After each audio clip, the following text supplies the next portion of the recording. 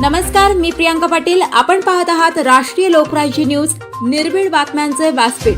आज आपण दिवसभरामध्ये घडणाऱ्या घडामोडींवर नजर टाकूया. चला पाहुणं, आपल्याला जायचंय. पण कुठे जायचंय? टाकळी ढोकेश्वरच्या हॉटेल वैष्णवी मध्ये जायचंय. म्हणतात तिथे खूप छान जेवण मिळतं. चला तर मग जाऊया. पारनेर तालुक्यातील टाकळी ढोकेश्वर येथील सुप्रसिद्ध हॉटेल म्हणजे वैष्णवी हॉटेल. या हॉटेलची चवच लई न्यारी. पाहुणं, एकदा या. हॉटेलची चवच लई न्यारी. अस्सल मांसाहारी प्रेमींच्या जिभेचे चोचले आता पूर्ण होणार. ते फक्त हॉटेल वैष्णवी मध्ये. या ठिकाणी सर्व प्रकारच्या पार्टीच्या ऑर्डर स्वीकारल्या जातील. प्रोप्रायटर संतोष रंगनाथ ठाणगे. संपर्कासाठी मोबाईल नंबर 8830578505. या हॉटेलचा पत्ता नगर कल्याण हायवे, पारनेर चौक, टाकळी ढोकेश्वर, तालुका पारनेर, जिल्हा अहमदनगर. ज्ञानरचना सामाजिक संस्थेने दिले लोणी मावळा विद्यालयातील विद्यार्थ्यांना शैक्षणिक साहित्य. साहित्य मिळताच विद्यार्थी आनंदित. पारनेर लोणी मावळा येथील भैरवनाथ शिक्षण प्रसारक मंडळाच्या श्री छत्रपती शिवाजी विद्यालयात शिक्षण घेत असलेल्या 30 विद्यार्थ्यांना सामाजिक व शैक्षणिक कार्यात अग्रेसर असलेल्या ज्ञानरचना सामाजिक संस्थेच्या वतीने शैक्षणिक साहित्य देण्यात आले. शैक्षणिक साहित्य मिळताच विद्यार्थी आनंदित झाले. शालेय शिक्षण घेणे व मिळणे हे प्रत्येक विद्यार्थ्याचे कर्तव्य क्रमप्राप्त आहे, पण शैक्षणिक साहित्य घेणे हे प्रत्येक विद्यार्थ्याला घरच्या आर्थिक अडचणींमुळे शक्य होत नाही. ती गरज ओळखून सामाजिक व शैक्षणिक क्षेत्रात अग्रेसर असलेल्या ज्ञानरचना सामाजिक संस्थेच्या वतीने पारनेर तालुक्यातील ग्रामीण भागातील शैक्षणिक क्षेत्रात नावाजलेल्या लोणी मावळा येथील भैरवनाथ शिक्षण प्रसारक मंडळाच्या श्री छत्रपती शिवाजी विद्यालयात शिक्षण घेत असलेल्या 30 विद्यार्थ्यांना शालेय दप्तर, वह्या, कंपास, पेटी व इतर शैक्षणिक साहित्य मान्यवरांच्या हस्ते भेट देण्यात आले. यावेळी संस्थेचे संचालक प्रवीण साळवे यांनी संस्थेची माहिती देताना सांगितले की संस्थेची स्थापना 2023 मध्ये भारत सरकारच्या नियमांतर्गत करण्यात आली असून आर्थिकदृष्ट्या दुर्बल घटकातील विद्यार्थ्यांना शिक्षण घेताना आर्थिक अडचण येऊ नये एकमेव या उद्देशाने संस्थेची स्थापना करण्यात आली.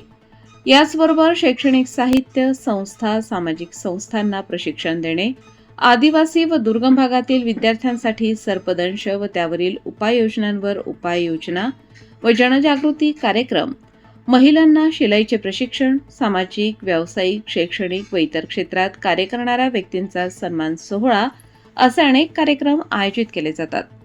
यावेळी भैरवनाथ शिक्षण प्रसारक मंडळाचे अध्यक्ष नानाभाऊ मावळे, सचिव नवनाथ शेंडेकर, मुख्याध्यापक मच्छिंद्र राऊत, महाराष्ट्र राज्य पत्रकार संघाचे प्रदेश कार्यकारिणी सदस्य तथा नगर जिल्हा सचिव आणि दैनिक पोलीस न्यूजचे पारनेर तालुका प्रतिनिधी सुरेश खोसे पाटील, पत्रकार विकास शेंडकर, ज्ञानरचना संस्थेच्या संचालिका सुप्रिया मावळे चौधरी, सारिका मावळे, सुनंदा मावळे, संचालक प्रवीण साळवे, बाबासाहेब दौंड, संतोष झरेकर, बाबाजी मावळे, बाळासाहेब मापारी, हरिभाऊ जाधव, रघुनाथ पवार, सौ गुंड, अमृता लोंढे, आदिनाथ वाघ, विजय लाळगे, इतर मान्यवर, शिक्षक व विद्यार्थी मोठ्या संख्येने उपस्थित होते.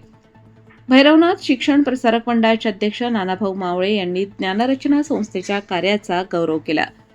सचिव नवनाथ शेंडकर सर यांनी ज्ञानरचना संस्थेने लोणी मावळा येथे शिक्षण घेत असलेल्या विद्यार्थ्यांना शैक्षणिक साहित्य दिल्याबद्दल आनंद व्यक्त केला.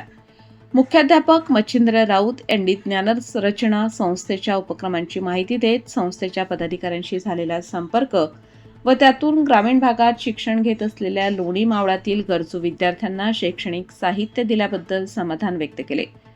महाराष्ट्र राज्य पत्रकार संघाचे प्रदेश कार्यकारिणी सदस्य तथा नगर जिल्हा सचिव व आघाडीचे दैनिक पोलीस न्यूजचे पारनेर तालुका प्रतिनिधी सुरेश खोसे पाटील हे म्हणाले की ज्ञानरचना संस्थेचा विद्यार्थ्यांना शैक्षणिक साहित्य देण्याचा उपक्रम चांगला आहे, पण साहित्य मिळालेल्या विद्यार्थ्यांनीही मागील वर्षी मिळालेल्या गुणांपेक्षा यावर्षी जास्त गुण मिळवत त्यात भर टाकावी, जेणेकरून संस्थेचा शैक्षणिक साहित्य वाटप करण्याचा हेतू सफल होईल.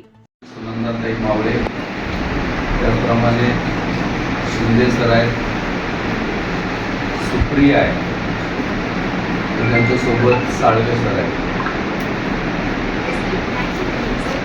ते आपल्या समोर अधिकचा वेळ तर मी घेणार नाही, कारण आपल्याला अजून जेवायचं आहे. परंतु छोटासा अजून ज्ञानरचना सोशल फाउंडेशन आहे. आपल्याला ही गोष्ट समजून घेणं गरजेचं आहे. हे जे सोशल फाउंडेशन आहे त्याला आपण NGO म्हणतो. इंग्रजी शिकत असताना तुमच्या कुठेतरी पुस्तकामध्ये उल्लेख असतो NGO, व्हॉट इज NGO. आणि त्याच्यातून आपण समजून घेतलं पाहिजे की या सेवाभावी संस्था आहेत आणि ह्या गव्हर्नमेंटला अटॅच असतात. आणि त्या ज्या सेवाभावी संस्था आहेत त्या निश्चितपणे ग्रामीण भागामध्ये असतील किंवा आदिवासी पट्ट्यामध्ये जे मुलं शिक्षणाच्या प्रवाहापासून बाजूला आहेत किंवा त्या ह्याच्यामध्ये हे जे प्रॉस्पेक्ट आहे त्याच्यामध्ये सगळं लिहिलेलं आहे. आणि हे जे फाउंडेशन आहे, मला अभिमान वाटतो या गोष्टीचा की या फाउंडेशनचे 3 डायरेक्टर आहेत, त्यातले 2 आपले आहेत, म्हणजे लोणी मावळ्याचे आहेत. शिवाय त्या 2ही विद्यार्थी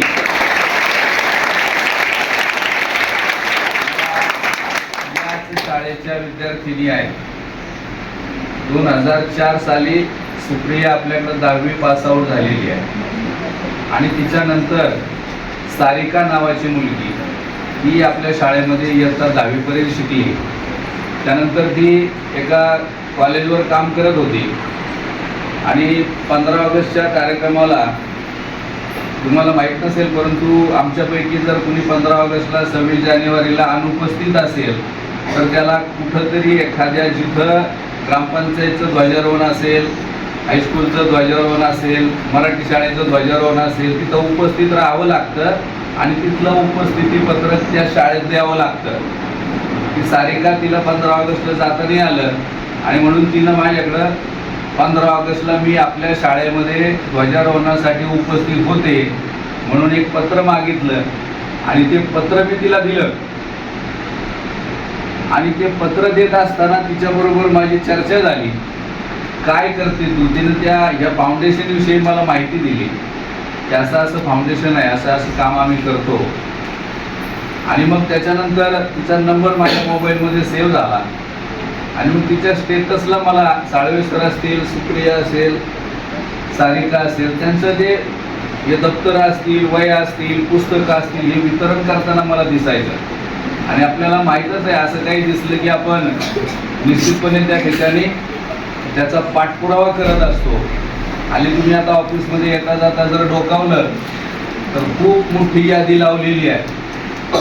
गेल्या 2-3 वर्षामध्ये आपण आपल्या शाळेचे जे माजी विद्यार्थी आहेत त्यांना सातत्यानं संपर्क केला, सगळ्यांनी मदत केली. आणि मग याही 2 मुली ज्या आहेत या आपल्या शाळेच्या माजी विद्यार्थिनी आहेत आणि म्हणून त्यांनी या माध्यमातून शाळेला मदत देण्याचं निश्चितपणे ठरवलं आणि मग ती या ठिकाणी ती मदत आपल्याला मिळते. त्यांचे दुसरे पार्टनर आहेत साळवे सर, ते पाटळीदाऱ्याचे. ते आता मगाशी मला सुरेश पाटलांनी सांगितलं तेव्हा लक्षात आलं. मला वाटतं ते टाकळी ढोकेश्वरला राहतात आणि मी पण पाटळीदाऱ्याचाच आहे.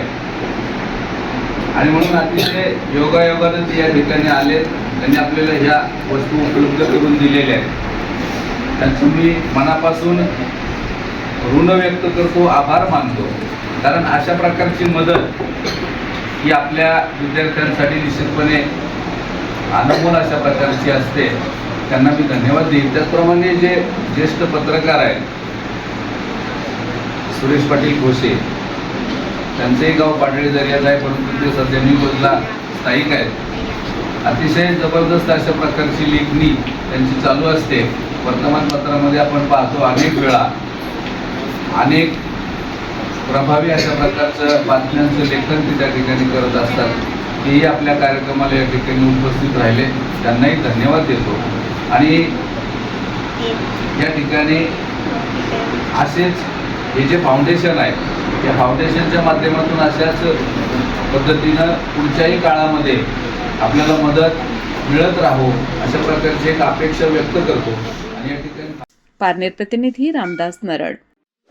ताज्या बातम्यांसाठी आणि अपडेट्ससाठी राष्ट्रीय लोकराज्य न्यूज चॅनलला सबस्क्राईब करा, तसेच लाईक आणि शेअरही करा.